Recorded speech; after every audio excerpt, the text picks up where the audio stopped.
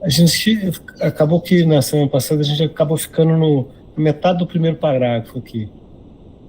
Aí acho que eu vou ler tudo de novo, só para a gente não perder o contexto, tá bom? Então, capítulo 88, Força e Justiça, a gênese do direito. Então, essa primeira parte a gente tinha lido semana passada, mas acenamos a uma evolução das leis da vida, em que o princípio da força transforma-se na coletividade, no direito e da justiça. Como a evolução, ao modificar o indivíduo, transforma a dor e o amor, dilata a liberdade e a felicidade, ao transformar o indivíduo, transforma-se a sua lei. Também no campo social, evolução significa ascensão da coletividade e da lei que a governa. A passagem da animalidade à superhumanidade significa também profundo amadurecimento do fenômeno social em todas as suas manifestações. As normas para o aprimoramento que a humanidade se impõe pela educação, e que denomina virtude, quando fazem o indivíduo evoluir, tornam-o também cada vez mais apto à convivência em unidades sempre mais amplas e orgânicas. Como individualmente a meta da evolução é o super-homem, coletivamente sua meta é a construção do organismo social até o limite da super-humanidade. Só em uma coletividade pode o super-homem alcançar sua completa realização. Então, tudo aquilo que vale para o indivíduo, né, vale para o coletivo também, né? Provavelmente depois, além do coletivo da humanidade, o coletivo da própria Terra, né? Paralela à marcha do indivíduo, dá-se, portanto, a ascensão dessa individualidade mais ampla que, combinando seus elementos, elaborando suas células, conquista ela também, tal como o indivíduo, com seu esforço, a sua consciência. Isto é, constrói seu psiquismo, ou seja, a alma coletiva. Esgotados os problemas do indivíduo, observamos agora os mais complexos da evolução social. Então, está colocando aqui assim que nós somos feitos de vários elementos, né? Vários seres que habitam dentro da gente, né? Bactérias, germes, piada de coisa, né? E que aquilo ali vai trabalhando junto com a gente, né? E ela vai dando também consciência, como se fosse uma pré-consciência a esses elementos, né? E que forma esse coletivo chamado ser humano. Só que aí ele está colocando agora, indo além do ser humano, o coletivo social, né? É muito mais complexo.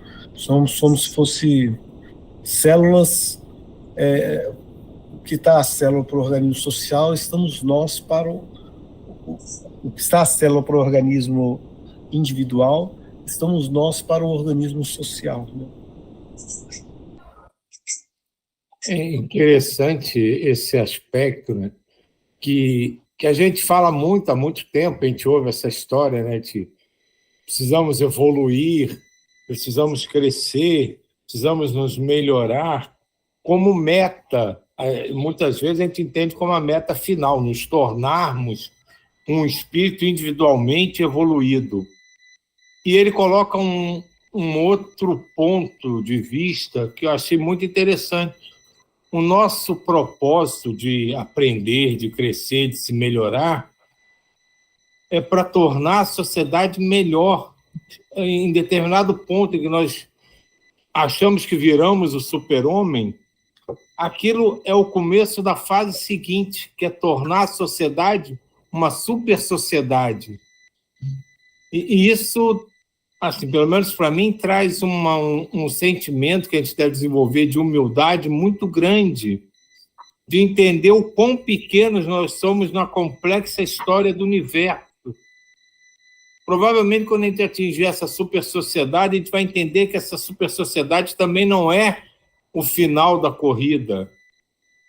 É um ponto em que você se torna capaz de subir mais um degrau na escada. Qual seria? Sinceramente, tenho a menor ideia. Mas é uma forma de pensar muito interessante. que vai apagando o nosso individualismo, o nosso egoísmo, a nossa forma de nos ver sempre em primeiro lugar. Nós somos parte do todo. Não e nunca seremos o todo. Isso é interessante porque chama a atenção também para a questão da gente se posicionar diante da sociedade como um todo. E não ficar, não, eu vou me evoluir aqui, essa humanidade não dá certo, está toda corroída, não vou investir nela não, vou investir só em mim, né? E ele está chamando a atenção que o coletivo é importante. Então a gente não... aquela ideia de, como se diz assim, eu vou me isolar lá na montanha, vou ser um eremita, né? E não me conectar com a sociedade. Não foi isso que Buda fez, não foi isso que Jesus fez. Quando Buda se iluminou, ele desceu da montanha e se misturou com o povão. A mesma coisa de Jesus, ele se misturou com a multidão, né? Vamos transformar essa sociedade, né? Não adianta apenas eu me transformar, né? Eu tenho que fazer um papel ativo dentro dessa sociedade, né? Então a ideia de aquela clássica coisa, né? Ser o isentão, não, acho que não é por aí, né? E uma outra coisa que agora, te ouvindo, eu pensei também, essa história, né, que se repete muito, somos todos um só, mas muita gente entra nessa onda, no somos todos um só, no sentido de solidariedade, para ajudar que os outros cumpram o seu papel. E esse todos um só, assim, pegando a ideia que o Pietro Baldi lança, vai muito além disso. É um amálgama de sentimentos, situações, que esses somos um só, porque somos o universo. O universo pode existir sem um de nós? Pode. Mas ele existe por causa de todos nós. E são conceitos que a gente começa a entender e desenvolver dentro da nossa consciência. E isso está se tornando para mim cada vez mais fantástico, mais... vai ser ridículo o que eu vou falar, mais brilhante das criações divinas. A gente ir descobrindo isso, o quanto nós somos ligados, o quanto o que afeta o Paulo me afeta, o quanto a minha alegria alegra o Paulo. Até eu falo Paulo porque ele está aqui conduzindo, mas qualquer um aqui. O quanto minhas dores são as suas dores, as suas alegrias são as minhas alegrias. E as minhas realizações, que eu achava que eram individuais, são sem dúvida de todos. Cara, se isso não é brilhante, eu tenho que voltar para a escola.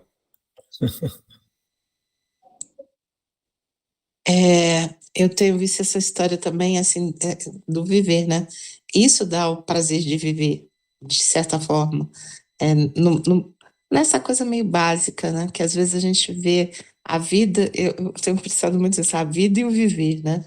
O viver é isso, é essa constante ação, né? Para o todo, né? Para essa busca do todo. Eu vejo assim. E aí eu estava discutindo, conversando com as pessoas, falando assim, quando você vê a vida, a vida, né? Um retrato, a vida. Aí eu falei assim, a vida, o retrato, eu não acho bonito, porque tem coisas pinceladas, né? Tristezas, alegrias, é muito, é como aquelas fotos, aquela pintura lá, que tem, né? O apocalipse, aquela coisa toda. Mas o viver é que dá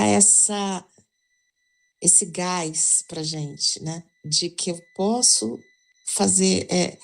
às vezes a gente acha que não faz a diferença, mas eu acho que é aquela sementinha. A gente não é pensando em fazer diferença, mas tá lá colocando a gotinha d'água, né? É no mais simples de tudo mesmo, né? E aí vem isso que ele está falando, é o que eu sinto. Eu me lembro só disso, daquele lá do passarinho da água lá para apagar o fogo, a gotinha. Uhum. E isso dá esse prazer para a gente, quando a gente aí vê como o Silvio está falando, e aí dá o prazer de ir lá pegar a gotinha d'água e jogar no fogo. É isso mesmo, né? E, e temos que saber qual é a nossa parte dentro dessa sociedade, né? Cada um de nós.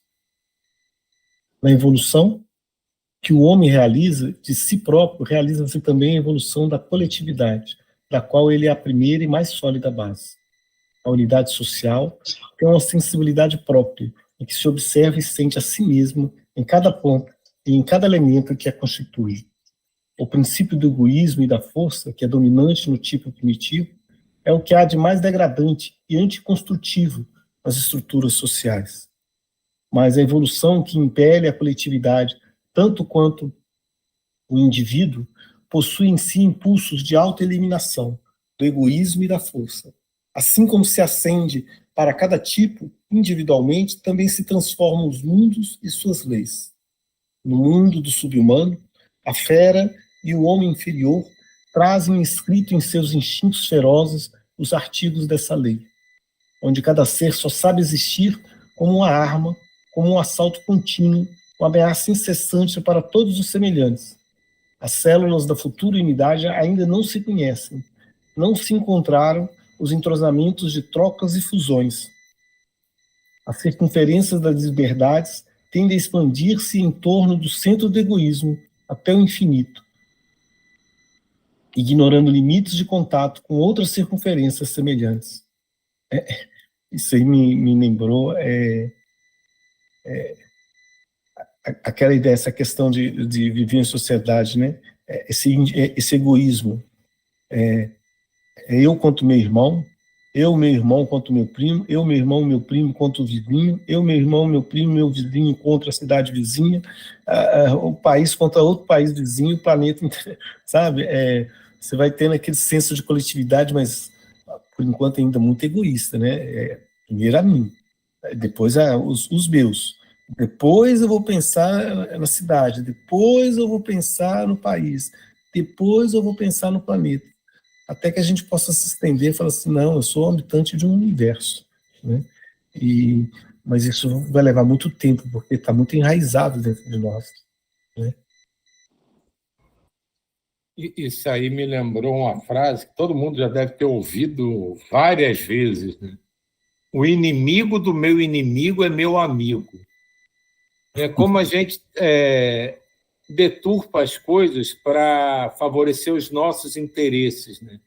Até aquela pessoa que não lhe é agradável, né, que você considera um inimigo, quando ele pode ser usado para que o seu objetivo egoístico se realize, você passa a considerá-lo, né, entre aspas, um amigo ou um aliado.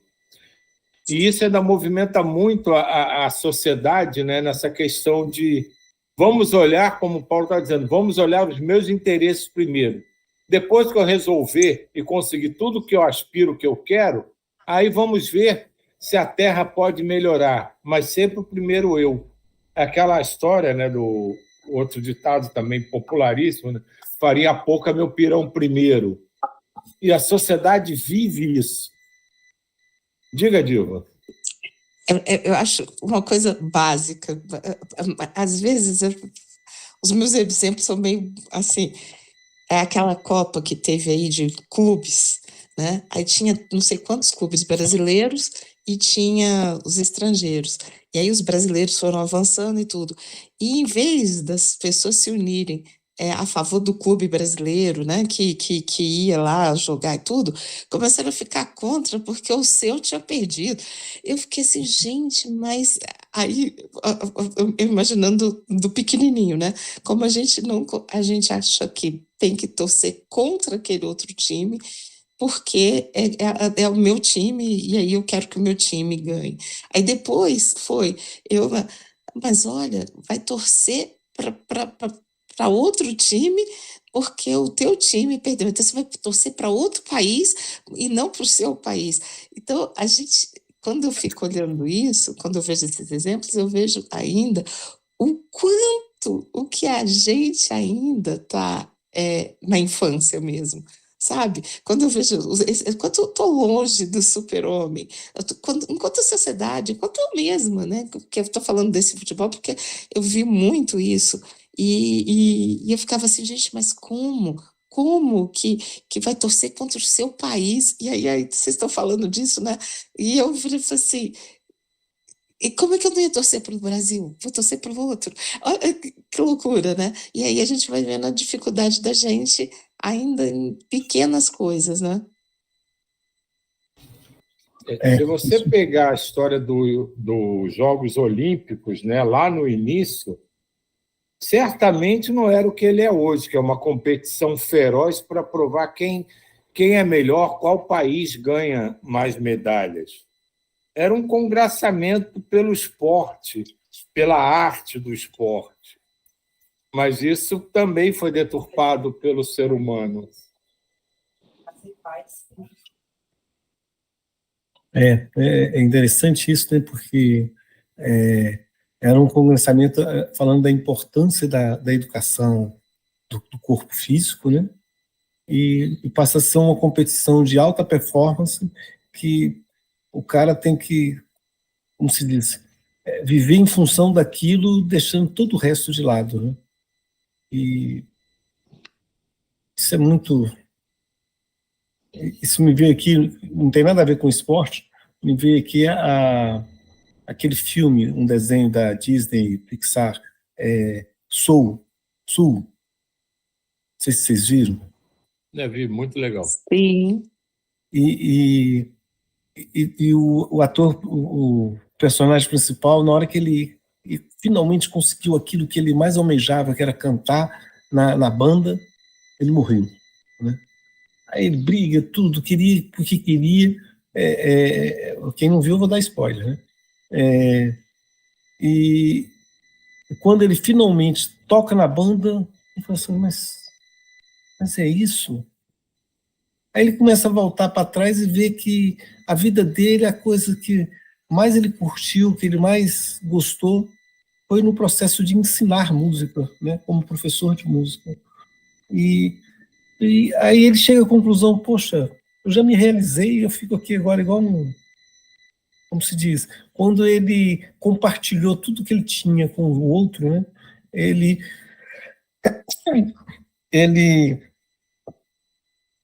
verificou que ele fez uma contribuição maior para a sociedade, né?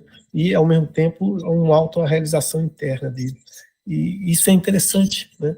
Quando a gente vê. Eu vejo isso muito dentro da academia, dentro da universidade, sabe? Fica aquela pressão para você publicar uns artigos que só meia dúzia de pessoas vai ler, enquanto que o trabalho de extensão que a gente faz junto com a comunidade, levando o saber, o conhecimento gerado ali dentro da universidade para a sociedade como um todo, ele é desvalorizado em parte por algumas partes da universidade, mas é o que tem um efeito assim, poxa, pelo menos para mim, né, é mais emocionante, sabe? Mais lindo, mais lindo.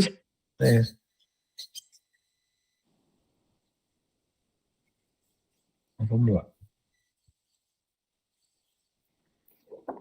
A força é a tensão necessária de vida que domina, soberana, fardo insuprimível. No entanto, em sua baixeza é esforço de ascensão. Cada vida é imposição forçada a todas as outras. Cada direito, uma extorsão. O mundo social é um choque caótico de forças, ainda em busca de equilíbrios superiores do direito. Ele colocou aqui em itálico, né? O mundo social é um choque caótico de forças, ou seja, cada um puxando para o seu lado, cada um querendo puxar a sardinha para o seu lado, né? Ainda em busca de equilíbrios superiores do direito, né? E cada um buscando o seu próprio direito, né? Sem ver o direito como uma questão social, né? Essa é a fase evoluída das sociedades. Essa é a fase evoluída das sociedades biológicas, em que os indivíduos ainda não estão organizados em simbiose. Estado de agressividade, violência, de incerteza e de luta, em que se prepara a ascensão sucessiva, em que a natureza, expandindo seus impulsos interiores, prepara o amadurecimento da unidade coletiva, de que a sociedade humana é apenas um caso. A sociedade humana é apenas um caso. A lei universal de justiça nesses mundos inferiores, justamente pelo baixo nível dos seres, só pode alcançar o equilíbrio por meio da força bruta. Que é a questão das... Acredito que ele está falando aqui da sociedade dos animais, né? Seja dos leões, seja dos elefantes, seja, para não falar só de mamífero, dos crocodilos, né? Dos passarinhos, das formigas.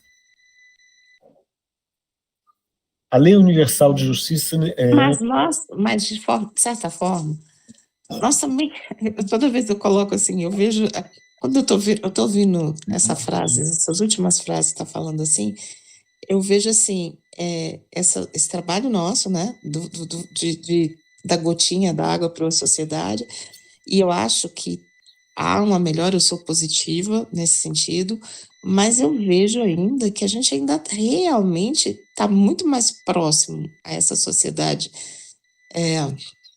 vamos dizer assim, animalesca porque somos nós animais também, mas essa mais que a gente fala dos bichos e tudo, do que para frente, assim, ainda estamos com caminhar muito longo, porque quando ele vai falando dessa situação sem justiça, dessa sociedade mais que olha mais para o seu umbigo e tudo, somos nós, assim, muito forte.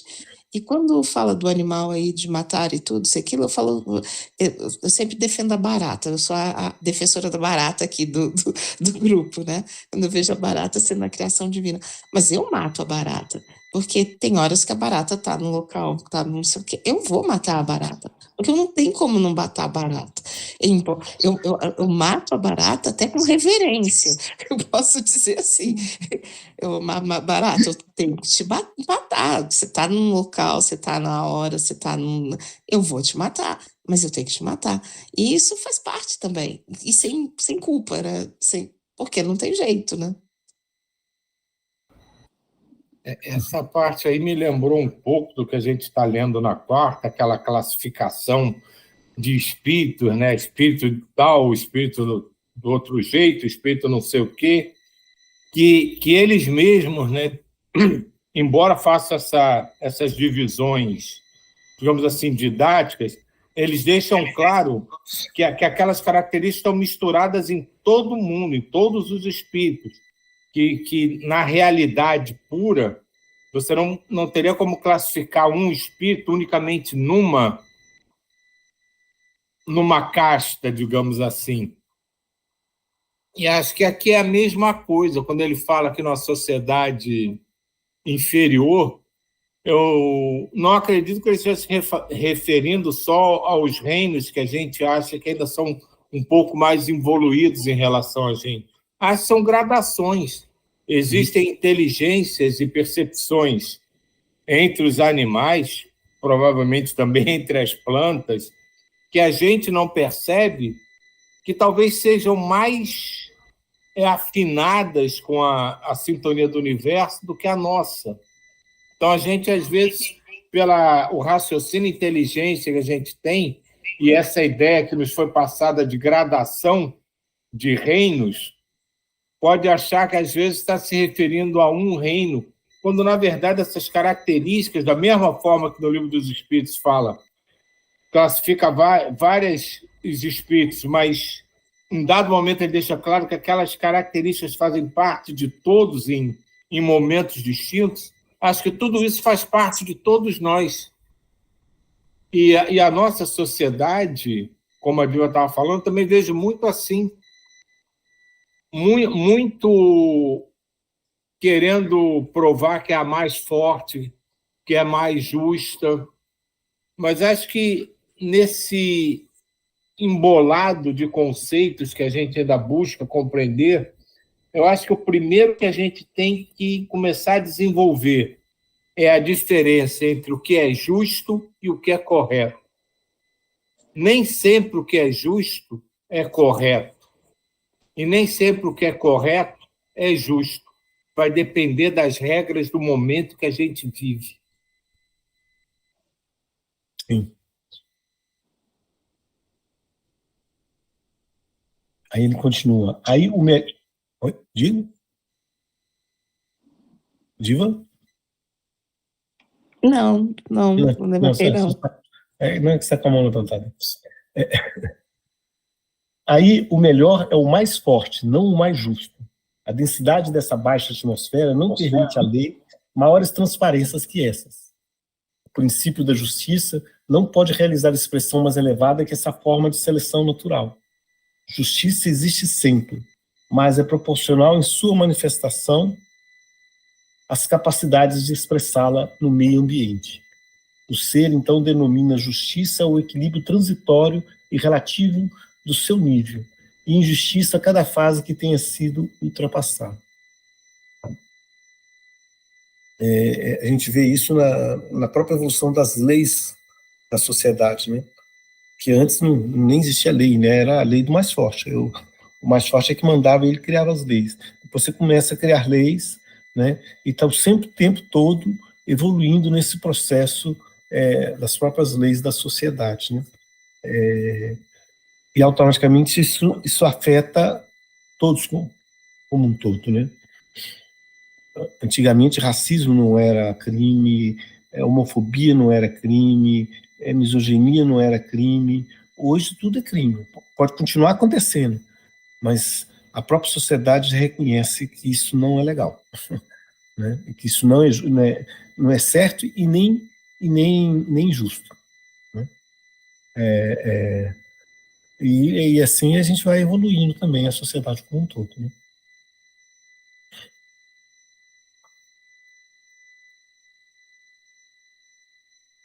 As forças em movimento partem do centro do indivíduo. A vida é uma expansão de egoísmo, e só ao dilatá-lo coordena-o com egoísmos limítrofes para que possa fundir-se. A importância do egoísmo, enquanto nós, seres mais animalescos, era a questão da própria sobrevivência, né? Você tem que sobreviver, você tem que pensar primeiro em si para poder sobreviver. Depois você expande esse egoísmo para o seu grupo familiar, né? Era assim na época das cavernas, né? Assim até hoje ainda, né? Para você, quase que o egoísmo da sobrevivência daquela espécie, daquele grupo coletivo, né? E assim ele vai crescendo e vai expandindo cada vez mais. Há alguns que já têm consciência dessa questão do planeta como um todo, tem outros que pensam apenas no seu país, tem outros que só pensam no seu grupo. Não, eu quero que primeiro me dou bem, é aquilo que você falou, né? Primeiro me dou bem, depois a minha família se dá bem, depois eu vou pensar nos outros, né? Se é que eu vou pensar.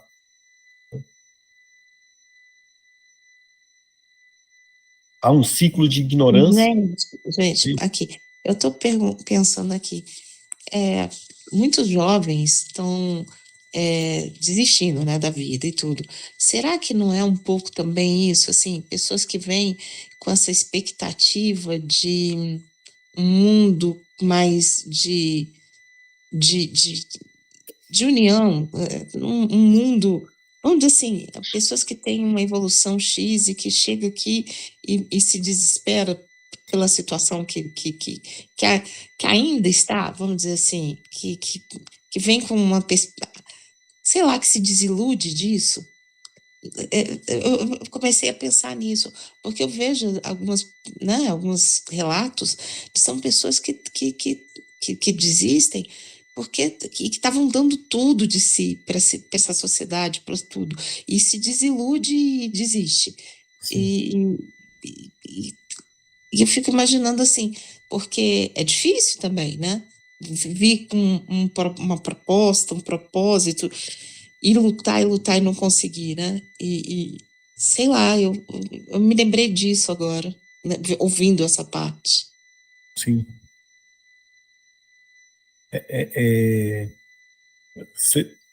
Isso que eu acho que é importante, isso que você colocou, né? A gente vai tomando consciência aos pouquinhos, né? E isso é importante a gente fazer essa reflexão. Né? Essa reflexão não só de qual que é o meu papel dentro da sociedade, mas qual que é o papel do meu grupo social dentro da sociedade. Qual o papel desse grupo que está aqui na sociedade, né? E para a evolução da sociedade como um todo, né? Porque a gente não vive sem a sociedade vive sem a gente.